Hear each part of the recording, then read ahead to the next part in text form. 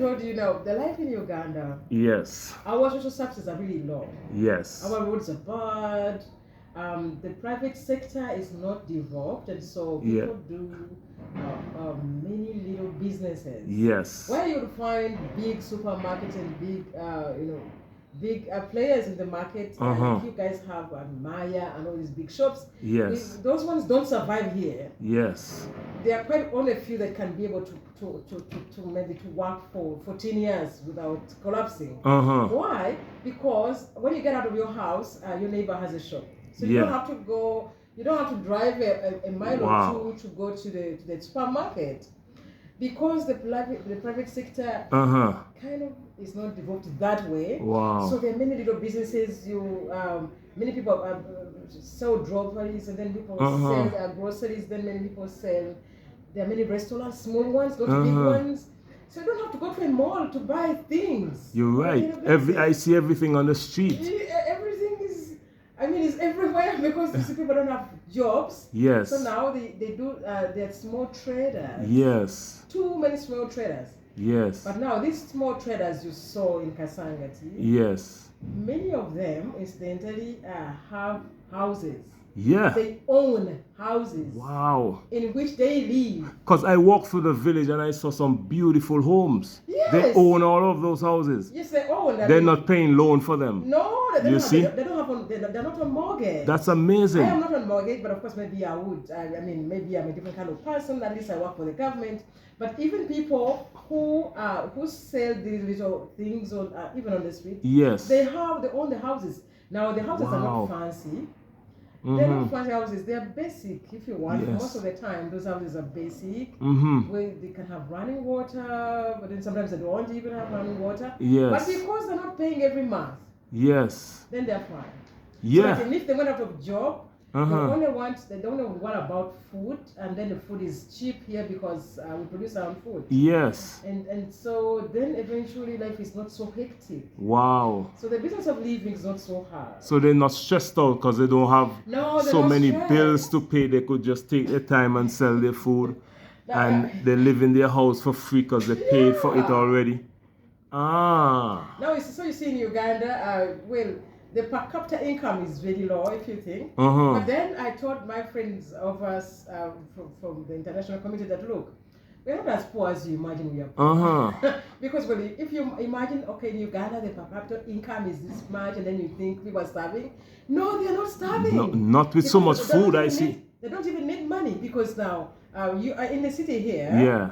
But just if you move about maybe something like 20 miles from here, yes, then you find a different kind of setting where many people produce food, and then those who don't produce food because they don't have land, they buy it cheaply, and then there are very many traders of food, so that the big companies that would exploit people by selling it expensively are out of business. Wow. So I buy from a farmer, and that way I minimize all these taxes. I minimize these big companies that will now charge me a lot of money because they have to package the food and all these things. Now that kind of shortcut makes life, doable. So therefore we live like that. Yeah. And so our people.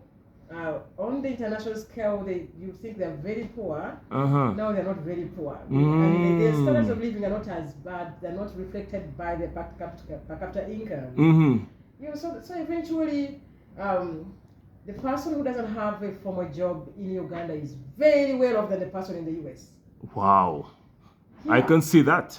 The person who doesn't have a formal job is very well off here. Yes. Yes. I could see that they're because not stressed out with the rent, they're not stressed out with the water bills, they're not stressed out.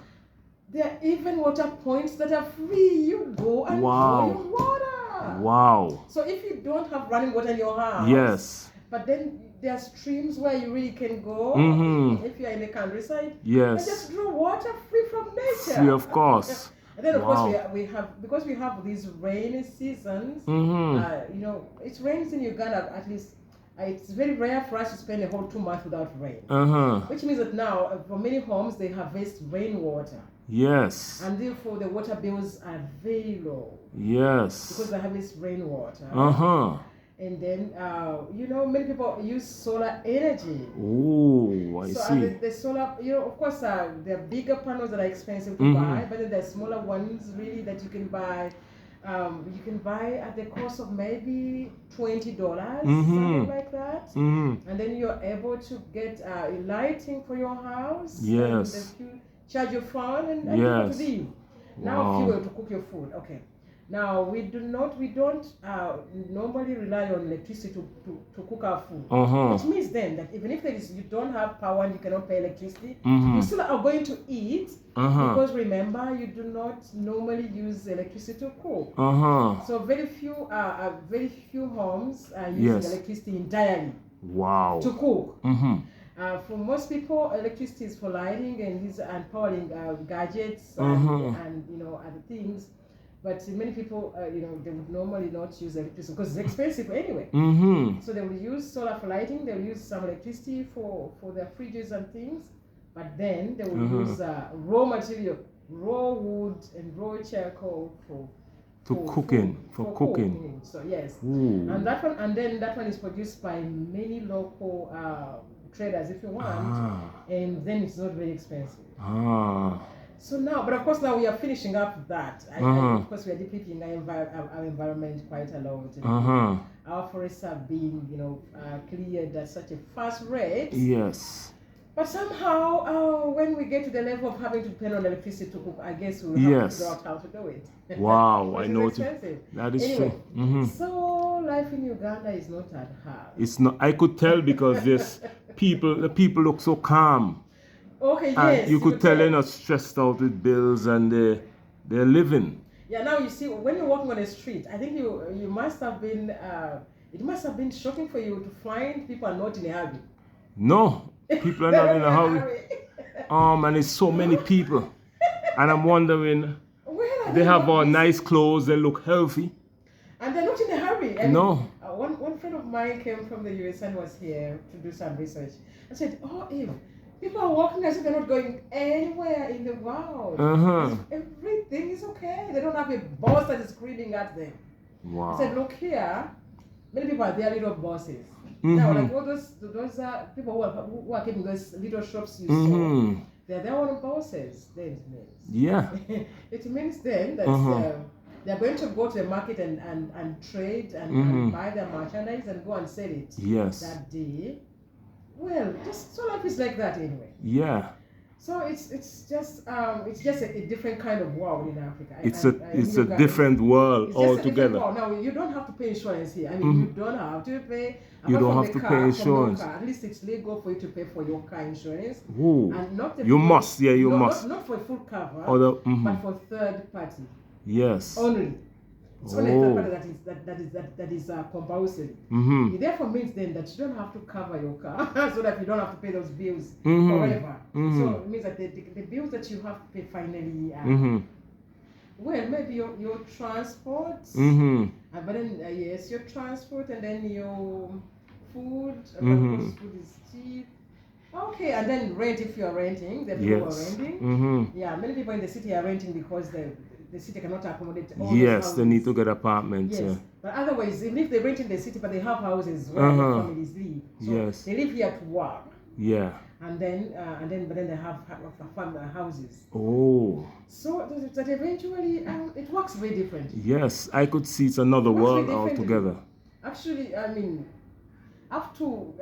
like people in Uganda, when you finish school and maybe you finish a university, maybe. Of course, people know you don't get a job immediately because there are jobs, so you're going to begin doing odd jobs to survive. Yes. But whatever jobs you do, your community expects you to at least have a house if you have worked for maybe 7 years or something. Or at least buy land. So now, land here, much land is freehold, so you can buy land. Even if you wanted, you could buy land. I could buy land if I wanted. Wow. Yes, and then it's not hard for you to construct your own house because there are no monopolists in the business. I think I understand that in some countries, particular companies have been cleared to construct. Mm-hmm. So then they pay expensively. I mean, they charge you expensively. Mm-hmm. But here you can put down, you can build your life, Build your a house house. slowly as Yeah. you get your little money, and then but maybe in the space of 2 years you have finished Oh, and how much is land expensive or is land? And then eventually you go, it is becoming expensive now in Kampala of recent. Oh. And it's becoming expensive now, let me see. For instance, yes, an acre within now, now within the city, property is really very expensive. But now when you move maybe 20 kilometers from the city, an acre perhaps will cost you something like maybe 20 to 30,000. Oh. An acre. And you know an acre shillings? No. Dollars. Dollars. Perhaps you would be able to figure out. An acre. One acre of land would cost you about $20,000. Yes. That is about maybe 20 kilometers from Kampala. Yes. And now, but of course, you don't need an acre to construct a house. You need such a little portion of that. Yes. So now people will some people buy that kind of acre and then divide it in pieces so that now people of lower income can still buy little portions of the land. Yes. And put up their own houses. It's just a thing that when you grow up affordable. in Uganda, Definitely. like when you grow up in Uganda, you're supposed to have a house, okay? Yes. I mean, just people expect you to have a house because you're a grown-up person, you're an adult of 30. Yes. It's just normal. So now to tell people I don't have a house, you feel like a failure. Wow. That's kind of like back home as well. But now when you're in other places, it's okay to rent until you die. I mean, yes. But here, and people use their homes as businesses. They do their homes, they do in their farming, they're selling stuff right at the home. Yeah, right at your homes there. Some people I see that. Have to do their business from their homes. They're not paying anybody rent, they're even doing business. Wow. Yeah, so life works differently in Uganda. And the government don't tax heavy on the businesses. No, they tax, but you see there are many ways in which they cannot tax also. They try their best to tax. But now because the record keeping is not at its highest, they perhaps have no way of following up certain businesses. And it's too many people, People would have been a problem if there was a systematic way of keeping track of what everyone is doing. But I think it's not easy keeping track of all those little businesses and what they're doing. Yes. It's not easy keeping track of that. They try, especially in the city district, they try. Yeah. But elsewhere in the countryside, it's really hard. Yes, so they can only see that you have a business if you have a shop and it's open. Yes. Or if you have a poster to your business. Now, if your business is hawking, they will not know. Or if your business is in the garden and you harvest cassava and they come and bite from off your farm. Now, now, who is going to know how much you've sold? You see? You're right. So nobody's going to be able to follow up that and then. What about the street vendors? The street vendors have to pay tax, but of course they're not supposed to be there. But because they found themselves trapped in the city, they find a way of surviving. So they're forever kind of running out. They're running after them, and they're also dodging them all the time. They're not supposed to be on the street. That one is wow. Illegal. So forever they're running after police, and police is running after them. But they're very relaxed with it, though. They don't, because I've seen so many. It's so many because of them. Because of lack of jobs. Jobs are really hard to come by. Yes, I could imagine. So maybe they're a little bit easy with them. They're not enforcing it too much. I could tell. I think no. Certain things have to change. Yes. For them to get off the streets. Yes, they have to. There must be.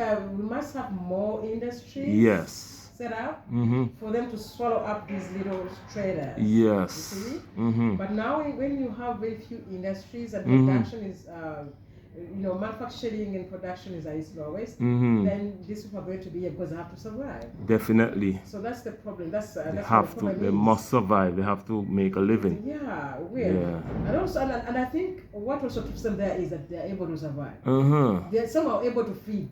Yes. And many of them actually even pay school fees for their children. Wow. Off the streets. Wow. So then they don't want to go away. Wow. Yeah, Wow. but and that's I told you, big traders like stores Do not survive. here for a long time because now It's- if you get out and then you are able to pick nice oranges and nice Yes. pineapples as you saw them, you must have Yes. seen them, I'm sure. Mm-hmm. Then what is the point in running about 10 kilometers to go and get something? For what? You're right. It's just right at your doorstep. And that's the opposite at home. The big supermarkets at home thrive because not many people are planting Yes. like here. So people go to the supermarkets, but Yeah. here is the opposite.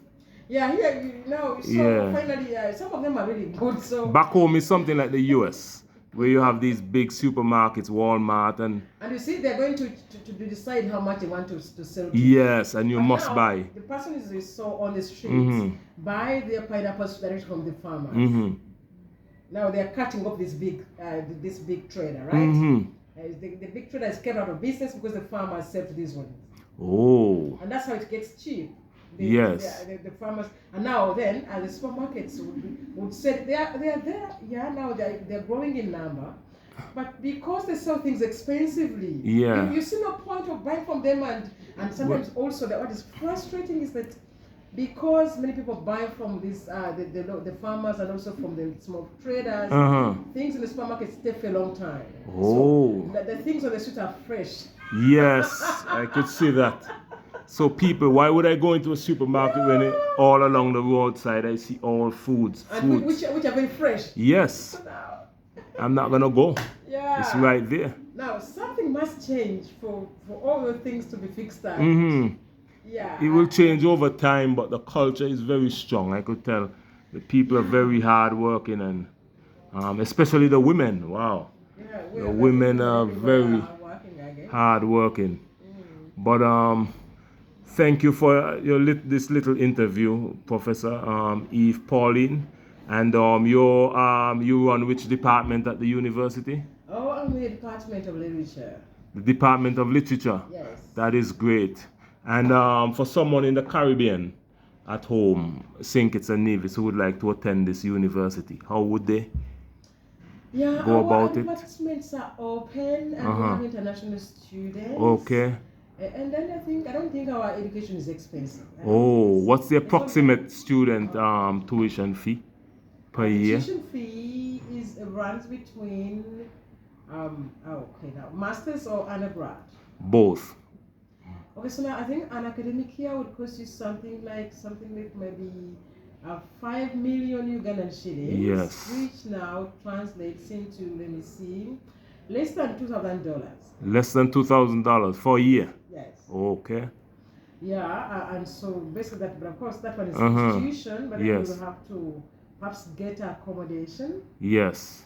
And the accommodation here, of course, ranges from a semester is 700 Ugandan shillings, which is something like $200 or between $300 and so $300 actually you are safe. You get accommodation for a semester. For a whole semester, that's about 3-4 months. Yes. Yes, so wow, that's good. Yeah. It's pretty affordable. And then the food is going to be very cheap. I could tell. Because now a sumptuous meal. Let me see. If you wanted to eat a really, really nice meal. Yes. At the cost of, maybe $20. You eat so well, but that is in an expensive place. Yeah, $10 is still high for people here because the meals would cost something like. Of course, it depends on whatever meal. People, what you call meals are very little. What we call meal is. It's very big.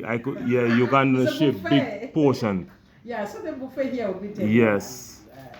In a clean and nice, clean place. Yes. But now the students don't go for even those ones. They go for something cheaper that costs you maybe $5. And so what food in Uganda is not bread and maybe a sandwich. That's not food. For us, it's not food. Our food is a full plate of cassava, banana. Wow. That's our plate. Wow, that's my type of food. Yeah. That's my type of food. So we don't think bread and maybe an egg is food. No, that's not food. That's why the people here look so healthy and strong. That's not food. Yeah. And then of course, we have all this plenty of fruits. If you're a fruit lover, this and juicy pineapples. You've seen them. They think here, you know, they come up very nice. Yes. We have jackfruits. Then we have passion. We have mangoes. You're going to see people. You get even hawking mangoes. Then just moving around with mangoes. And if it's a season of maize or corn, then they will have all these types of corn, the roasted, the steamed corn. Yes. And all that is everywhere. So eventually there's what you call food is a lot. It's very cheap now. That which you call food, but what we call food is a little is different. Those are snacks for us. Like you pick bread and something as snack. Because the real meal, you sit down at a plate and which has a variety of food. That's what we call food. Wow, I like that. That's my type of life. Yes. So now, like for instance, like today, like the students, the meals they eat cost maybe 5,000 Ugandan shillings. 5,000. If $1 is at 3,800. Yes. Which means then that now $1.2 will be a plate of food. Full plate of food, 1.2, 1.3. Wow. Yeah. Wow, that's impressive. So people really eventually therefore survive. They survive and they're poor and they survive. It's easy to survive here. It's easier. Yeah, but of course there are things that of course make us angry. The roads are bad. The health services are low. Yes. But somehow we actually don't get finished. I mean, the thing is we are alive. Yeah, the people create their own opportunities. You could tell the people are definitely surviving. Yeah, and actually, we understood how rich we are in the time of COVID because now people did not have to depend on the formal health system. People, of course, many people were sick, and I remember that our public hospitals are very few. They're few. And so how would we all line up there and survive? We would have died. You're right. But now people know how to pick their herbs off the bush and survive. Yeah. So yes, COVID was here and people really got sick, especially in the city. But even in the city, people would still go and find this push somewhere, even in the city. So people will go and find the herbs, and there are very many here. Wow. And they survive. Wow. So somehow people are not dead. I mean, they're alive. They're definitely alive. So many people, so many children. The young people are healthy. They're moving. They're working. Yeah. They're doing their best. It's amazing. It's amazing to see. Yeah, things work differently actually. Yeah, it's amazing. You could see the life in the country. That it's vibrant. Yeah, so if only we could fix our social services, if only we could fix our leadership. Yes. Oh, it would be wonderful. Wow. Wow, definitely that would over time, I think the younger people coming up would make that change. And it was great talking to you, Professor Eve Pauline, and it's been a pleasure. We're gonna continue to talk some more, and then we're probably gonna do a little walkthrough. And this is Bjorn in Africa signing out, and I'll see you again in the next video. Bye bye.